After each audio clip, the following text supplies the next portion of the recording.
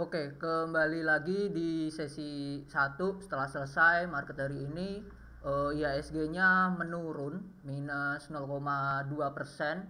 Kalau kita lihat di awal market dia naik, ya naik lumayan tinggi sampai di harga IHSG 7157. 7157 itu kalau kita berdasarkan chart yang tadi pagi kita gambar, itu hampir dekat dengan harga open di kemarin, di hari Jumat kemarin, dan masih sesuai dengan proyeksi kita di mana nantinya akan menuju ke support 7050, ke 7050. Nah, kalau kita lihat dari saham LQ45, kenaikannya itu paling tinggi ada di UNTR, tetapi paling besar itu ada di sektor konstruksi. Sektor-sektor konstruksi ada Adikarya, PTPP, lalu Wika, ada Waskita, semuanya kompak naik. Dan di saat konstruksi jalan, ya turunannya juga jalan, yaitu ada Waskita Beton, terus lalu ada WG juga naik. Nah, yang menarik adalah biasanya itu bergantian. Saat sektor konstruksi naik, properti itu selang 1 atau 2 hari selanjutnya. Nah, cuman yang menarik di sini hari ini semuanya juga ikut naik. SMRA naik, BSDE naik, terus lalu ada Pakuwon juga naik. Terus melihat dari sini APLN juga naik. Jadi bisa dikatakan hari ini tuh harinya sektor konstruksi dan properti gitu. Khususnya untuk properti first liner lah, atau properti yang sektor blue chip. Nah, kalau kita lihat dari chart-chartnya satu persatu, kita lihat dari sektor properti BSDE setelah dia setway lama di range 945 sampai 880, dia akhirnya naik, akhirnya jebol, dan volumenya juga udah tinggi, padahal ini baru setengah jalan gitu, baru sesi satu dan kemungkinan akan menyentuh di resist ini, resist di angka 980. Nah, setelah 980 ini kemungkinan dia akan koreksi dulu. Nah, koreksi adalah hal yang wajar. Kalau turun lagi, selagi dia berhasil kuat di atas harga 950, masih oke, dan which is good untuk BSDE. Karena apa? Karena dia setelah downtrend dan dia setway lumayan lama, setway sejak Mei sampai Agustus ini, berarti Juni, Juli, Agustus, 3 bulan dia setway. Untuk potensi buat upsetnya lagi, tembus di atasnya lagi, di atas 980, itu sangatlah besar, yaitu target di 1050.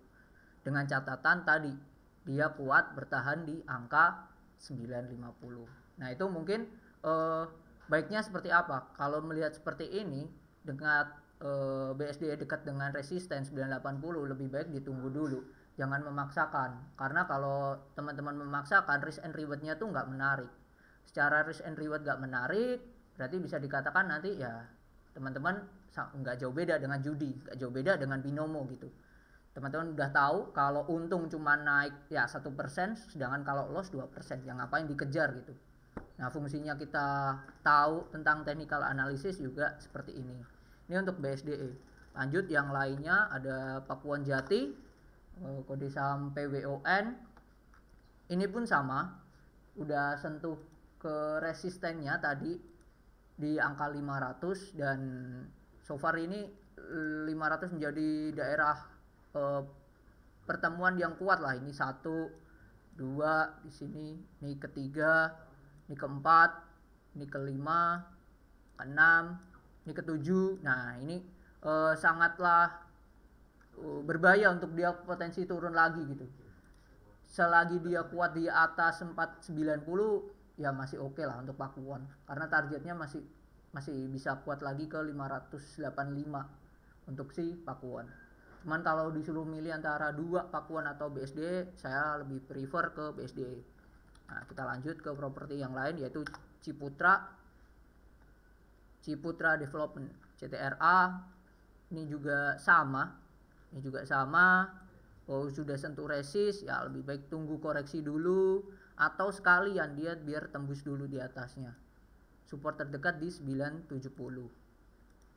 970 itu area yang ya lebih aware lah, lebih masuk akal gitu daripada teman-teman mengejar yang sekarang gitu. Nah, kalau kita turunkan ke time frame 1 jam, ini menariknya ada namanya pattern inverted head and shoulder. Nah, ini ada shoulder ke kiri, ini ada shoulder kiri, di mana pattern ini tuh biasanya terjadi saat pattern pembalikan arah dari downtrend ke uptrend. Nah, ini biasanya naiknya kencang. Nah, carilah saham-saham seperti ini yang mempunyai upside, potensi upside-nya tinggi. Nah, ini cocok untuk teman-teman yang swing trader gitu.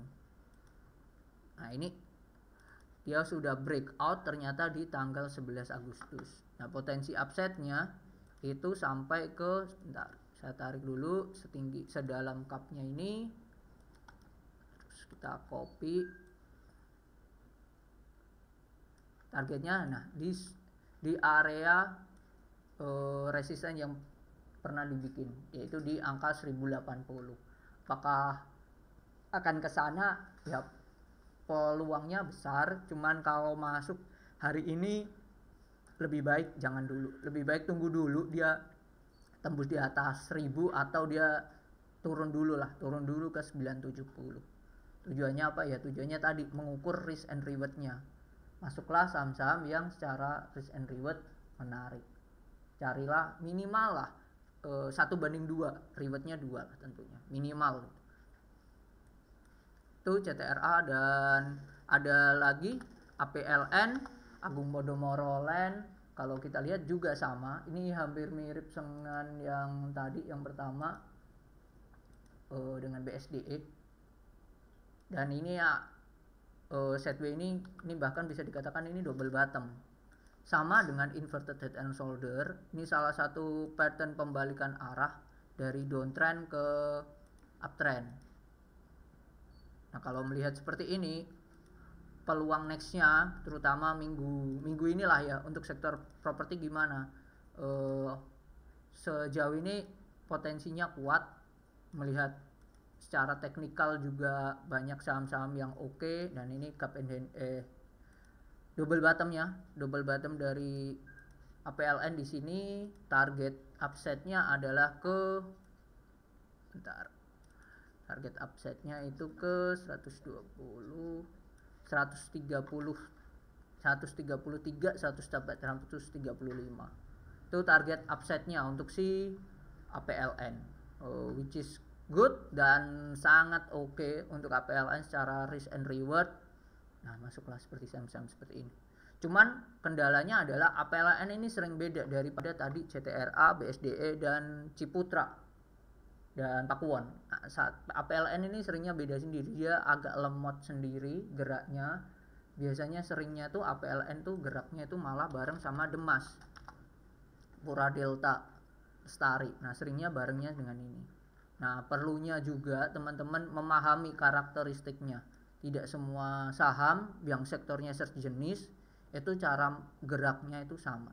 Seperti tadi contoh, semua konstruksi jalan, tapi tidak dengan konstruksi ini biasanya, yaitu TOTL. Nah, ini mungkin naik ya, tapi secara chart dia udah beda sendiri. Ini karena dia konstruksi swasta sendiri, pasti market makernya atau big playernya itu beda sendiri lah dengan yang Karya Group, ADI, PTPP, Waskita, dan Wika. Mungkin itu untuk video sesi 1 ini tentang saham-saham apa yang perform. Hopefully untuk seminggu ini sektor konstruksi dan sektor properti which is good. Mungkin sentimen juga tadi di awal video di pagi hari sebelum market buka ada news tentang akan dimulainya proyek IKN di bulan September, dan proyeknya kalau nggak salah 40T atau 50 triliun, dan akan tanda tangan kontrak dan akan dimulai sejak akhir Agustus, baru under 10 triliun, dan kemungkinan ya proyeknya akan diambil antara 4 perusahaan BUMN. Nah, tinggal kita cek lagi secara laporan keuangannya siapa sih yang mempunyai proyek paling besar terutama di Kalimantan. Oke, mungkin itu video hari ini, siang hari ini, tentang market di hari Senin 15 Agustus 2022 sesi 1. Sampai jumpa di video belajar investasi saham selanjutnya. Nanti malam kita sudah siapkan fundamental tentang saham batubara, yaitu ITMG. Nah, potensi upside-nya seperti apa, ditonton aja videonya nanti malam. Sampai jumpa di video kita selanjutnya. Bye bye.